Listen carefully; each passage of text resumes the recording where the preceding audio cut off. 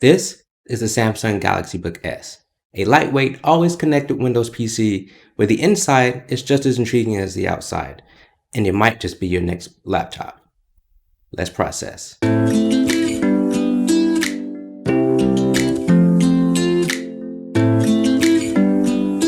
Design-wise, the Galaxy Book S is as thin and light as they come, weighing only about 2 pounds and only half an inch thick. There are only 2 USB Type-C ports, but having a lot of ports isn't the focus of this laptop.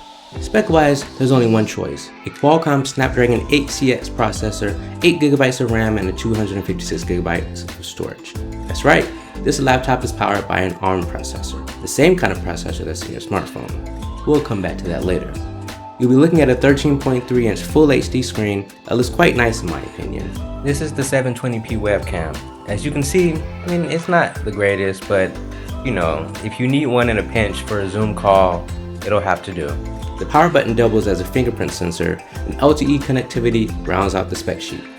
To be honest, day-to-day usage is quite good. I can get around Windows quite well, and performance is basically on par with other laptops that are comparable.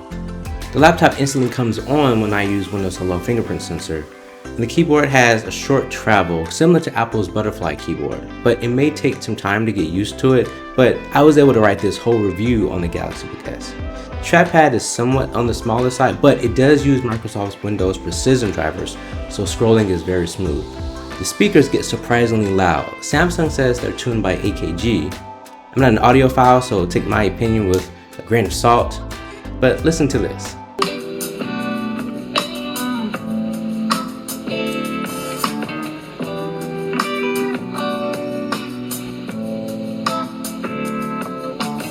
My family and I are currently listening to The Magician's Nephew, part of the Chronicles of Narnia series on Audible, and I often use the Galaxy Book S as a speaker.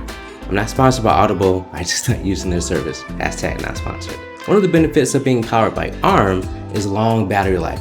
While Samsung claims about 25 hours of video playback, I was able to get 2 to 3 days worth of battery, depending on my usage. Now, this isn't a gaming laptop by any stretch of the imagination, but I was able to play Minecraft at a very respectable frame rate actually, at over 30 frames per second. I was even able to edit a podcast in Audacity.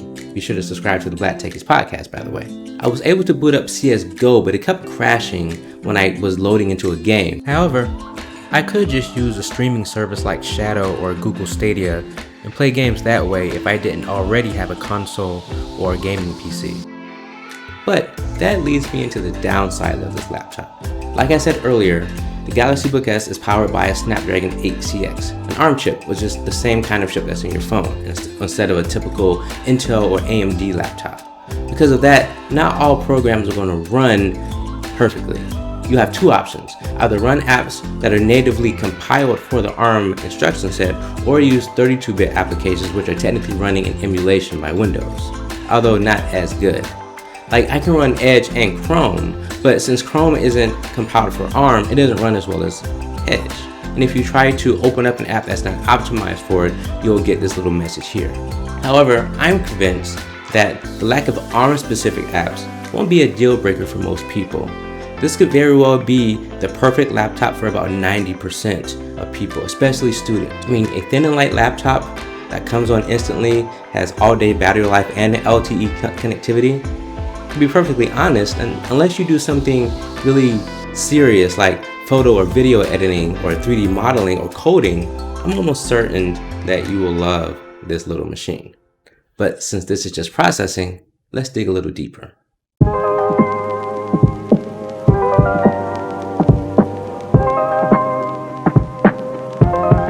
Many people believe that Moore's law, the theory that computing power doubles every 2 years as more and more transistors are squeezed into smaller chips. However, this seems to apply to x86 processors. ARM chips, on the other hand, are growing in power exponentially every year. Current smartphones are remarkably powerful for what they are, able to play games with console-level graphics and even photo and video editing. Jonathan Morrison, aka TLD Today, edited an entire YouTube video using LumaFusion on the iPad Pro. Speaking of iPad Pro, Apple's A-series chips in their iPhones and iPad devices are powerhouses in their own right, often beating Intel's mid-range chips in benchmarks. we could very well see a future where ARM ends up replacing Intel and AMD as the dominant CPU instruction set. In fact, Apple is already rumored to be releasing a Mac soon with their A-series chips inside. This could be a huge game changer if Apple creates ARM versions of their video and photo editing software while also decreasing their reliance on Intel. I'm willing to bet that the main question that most people watching this video are asking is this laptop for me? Especially for $1,000, yes, that's how much it costs. If you primarily stay in the browser or you use Office or you do basic things with your laptop, you're going to be fine with this. If you need a more powerful machine for coding, photo or video editing, or you just don't like Windows, you probably won't get this. But other than that, I highly recommend the Galaxy Book S. Thank you so much for watching this review. I really appreciate it, guys. If you like this, please leave a like and subscribe down below, and of course the little bell icon. If you're not subscribed to the Black Techies podcast, hop on over to Apple Podcasts and all the other podcast stuff and subscribe. We're basically everywhere. Until next time, don't just think about tech, process it.